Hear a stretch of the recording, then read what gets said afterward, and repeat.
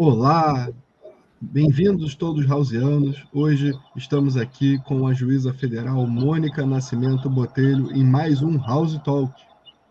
A juíza Mônica Nascimento Botelho é doutoranda e mestre em Direito Público na área de acesso à justiça, é magistrada concursada desde 2007, professora universitária há 21 anos, sempre trabalhando muito na área dos direitos sociais, e hoje nós temos a grande honra de contar com a sua participação aqui na House. Também seja muito bem-vinda, professora e magistrada Mônica. E hoje a professora poderá contar um pouco sobre a sua trajetória profissional e também poderá falar um pouco sobre a sua área do direito de atuação principal, o que mais a motiva e o que a realiza no direito. Estamos aqui também, como sempre, com o professor Rafael Almeida, que fará as honras da casa aqui na apresentação. Obrigado, professor Guilherme. Obrigado, professora Mônica. É com muita felicidade que a recebemos hoje aqui. Tenho certeza de que será um ótimo bate-papo, que quem nos ouvir vai receber muita pista sobre a sua história, né? De forma que eu acho que a sua carreira, a sua trajetória interdisciplinar, né? Com muitos tópicos que a gente vai trazer aqui nas nossas perguntas para você, vão inspirar muitas pessoas, inclusive, a buscarem os seus sonhos, que esse é o objetivo aqui do nosso House Talk. Então, muito obrigado, professora, por ter reservado esse momento em sua agenda para estar aqui conosco. E, Guilherme, acho que a gente pode começar fazendo uma pergunta para a professora, né? Se você quiser fazer a pergunta, senão eu já posso, que eu tenho algumas perguntas aqui já engatilhadas. Pode começar, professor Rafael. Tá bom. Vou começar com uma pergunta muito inicial, professora, propedêutica. Em que momento, né, assim, o Guilherme já antecipou, você participa do Poder Judiciário, magistrada, mas acho que a gente pode ter mais detalhes, e acho que a gente poderia começar em que momento da sua trajetória você percebeu que queria, de fato, construir uma carreira sólida dentro do Poder Judiciário. Vamos lá, gente. Boa tarde. Obrigada pelo convite, é uma honra. Eu sou mulher, sou professora e magistrada, né? Então, geneticamente, eu já tenho uma propensão a falar. E eu adoro falar da minha história, porque eu acho que a gente, na condição de professor, de educador ou de membro de poder, no judiciário, na advocacia, a gente tem um papel social muito relevante. E se com a nossa história a gente pode, de alguma forma, inspirar pessoas, e também com a nossa atuação, tanto dentro de sala de aula, como na advocacia ou na magistratura, se a gente pode também transformar a realidade social de uma forma positiva, eu já me dou satisfeita, porque eu acredito muito que quando realmente você trabalha naquilo que você gosta, que você se sente feliz, por mais que você tenha uma carga de trabalho muito pesada, muito exaustiva, de certa maneira, você se coloca até em situações que, às vezes, você percebe que você está se expondo, que você pode correr, de alguma forma, algum risco na sua integridade física, etc., e você tem a preocupação até com a sua segurança pessoal, ao mesmo tempo, é tão gratificante, e eu me sinto tão abençoada de ter conseguido chegar até aqui, né? E por um acaso, eu até esqueci esse ano, porque eu sempre lembro da data, né, da minha posse. Esse ano, uma agenda muito pesada de trabalho, e era um ano muito importante, porque foi nesse ano que eu completei a minha maioridade na magistratura, né, aos 18 anos de magistratura. E eu consegui não comemorar, porque eu estava no meio de uma agenda de trabalho, e depois uma amiga falando, nós temos que comemorar. Eu falei, gente, passou e eu nem percebi, né? O tempo realmente, ele passa muito rápido. Mas voltando aí, né, feita essa fala inicial, voltando à grande questão, que eu acho que é uma questão que todos sempre vão ter, quando foi que eu me deparei, pode até parecer que é clichê, que eu estou inventando, né? Mas como assim, desde seus 15 anos? Né? Eu tenho um projeto social que eu aprendi, na verdade, desenvolvi com a OAB, eu copiei da OAB, plagiei a OAB, não falar a verdade. A OAB tem um projeto que se chama A OAB Vai à Escola.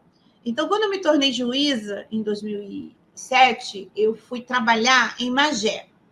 Chapa quente, tinha mais de 2.000 processos conclusos. A diretora de secretaria, na ocasião, me falou assim, olha, ali em cima daquela mesa, que é essa mesa enorme aqui que a gente tem no gabinete, 2 estantes, eu não sei se dá para ver ali atrás, ó. Vou tentar rodar aqui, ó. Eu tenho 2 estantes e lá atrás eu tenho mais 2. Elas estão vazias porque eu me movimentei há algum tempo atrás, então estou com muita coisa encaixotada, estou arrumando meu home office em casa, né, que eu quase não fico, que agora eu moro perto do fórum, então eu tenho o privilégio de, às vezes, venho andando 15 minutos. Aqui é a cidade dos 5 minutos, cidade resiliente, cidade inteligente. 5 minutos eu estou no mercado, 5 minutos eu estou na praia, 5 minutos eu estou em tudo quanto é lugar. Então, por isso que está vazio, tá? Mas eu tenho caixas e caixas, estantes e estantes de livros. Então, a minha inspiração, eu até falei nisso essa semana, que eu fui dar uma palestra lá em Minas Gerais, no Tribunal de Justiça, e eu até comentei que foi a minha inspiração veio de lá, que era um irmão do meu pai, meu tio, que foi o segundo juiz da família do meu pai, né? Uma família muito pobre, que a minha avó materna teve uma história de vida de muita pobreza mesmo, né? Todos os encargos que a pobreza traz, de ficar viúva com 4 filhos, dividir um ovo para os 4, morava lá na Vila Vintém, né? Eu nasci no Rocha Farias, em Campo Grande, a minha mãe morou com a minha avó na Vila Vintém, em Padre Miguel, Chapa Quente também, né? Então, a minha história de vida, né? Essa história de vida de muita luta, muita superação, muita resiliência, me fez, né, lá na minha adolescência, ter essa vontade de ser magistrada. Porque eu vivia num ambiente de... Eu já tive a oportunidade de comentar rapidamente com a sua mãe, Guilherme, né, que é minha orientadora, junto com o Humberto Dalla, lá na tese, que foi muito difícil chegar aqui. Por muitas vezes eu tive dúvidas, né? E foi assim, uma prova de fé, disciplina, digamos assim, também muita resiliência. Então, em 2007, quando eu passei na magistratura, eu fui trabalhar em Magé e cheguei lá, né, com esse local, que era a vara de Magé, com um acúmulo de mais de 1.000 processos conclusos e não tinha lugar para colocar um porta-retrato na mesa. Aí fui apresentada a minha primeira lotação, logo assim que eu passei no concurso, em 2007. E eu lembro que a diretora, então, falou, olha, você não tem lugar aqui para colocar nada, porque os processos eram físicos, aquilo ali é o juizado adjunto, ali são as execuções fiscais, era uma vara com competência mista. Ali você tem as ações civis públicas, improbidade, o cível, tinha até uso capião. Eu tive um uso capião, né? Coisa mais difícil de você ter na Justiça Federal. Eu tinha um processo de uso capião. Eu falei, não acredito. Quando eu vivia na advocacia, né? Eu sabia que era muito difícil o processo de uso capião, porque é um processo extremamente burocrático. Aí eu falei, pô, não acredito que eu encontrei... Deixa eu só tirar esse telefone aqui, que eu até avisei, mas as pessoas ficam mandando mensagem, tem jeito. Eu me deparei com esse quadro, mas eu não me assustei. Não me assustei, por quê? Porque eu já vinha de uma realidade de 15 anos vendendo sacolé, fazendo pastelzinho para vender na feira, né? Eu costurava com a minha mãe fazia calcinha, sutiã, e eu tinha uma tia que era irmã da minha mãe, ainda tenho, né? Inclusive eu pago o INSS dela até hoje para aposentá-la. Eu vendia com ela pela rua, trabalho infantil, gente. Hoje em dia eu devo falar, não pode, tá explorando menor. Isso aí era um verdadeiro bullying. Com aquele saco no subúrbio, lá em Santa Cruz, paciência, né? O nome do lugar já diz tudo. A gente tem que ter muita paciência na vida. Aí eu saía pelas ruas do subúrbio, batendo igual caixeiro viajante, batendo de porta em porta, né? Vendia bem, porque eu já era esperta. A minha tia dava uns bobs, como diziam os alunos. Ela vendia para quem estava desempregado, para quem ela não conhecia, levava calote. Comigo já não acontecia isso. Então, a minha trajetória, né, familiar, de ter nascido assim, num lugar, na família da minha mãe, né, como eu falei para vocês, onde eu morava, que era gente muito pobre. Meu avô, eu estou fazendo agora na Comissão de Soluções Fundiárias, tentando construir uma mediação lá numa invasão na Rua do Riachuelo. Aí, quando eu fui ao local, eu falei, não, eu não vou fazer essa reunião lá no TRF, eu vou fazer essa reunião no local do conflito, eu quero ir lá nesse prédio, eu quero conhecer esses ambulantes que ocupam esse lugar, que vivem nesse lugar, que precisam, né, dessa tutela estatal mais humanizada. Aí eu lembrei, eu falei, poxa, era nessa rua que meu avô trabalhava, carregando aquelas caixas pesadas de engradados, não sei se vocês são dessa época, mas cerveja era aquelas coisas de vidro, né? E meu avô, ele era ajudante de caminhão, auxiliar de serviços gerais, e ele levava as roupas que eram de brim, era uma roupa pesada, sabe? Do pessoal que trabalhava nos caminhões, e para minha avó lavar. Minha avó lavava essas roupas numa bacia de inox, assim, não, era de alumínio. E eu pegava as bacias da minha falecida avó, a mãe da minha mãe, e colocava no chão, porque meu sonho de criança pobre era ter uma piscina Tony. Então a gente não tinha piscina Tony, vocês lembram disso? Piscina Tony, alegria da garotada.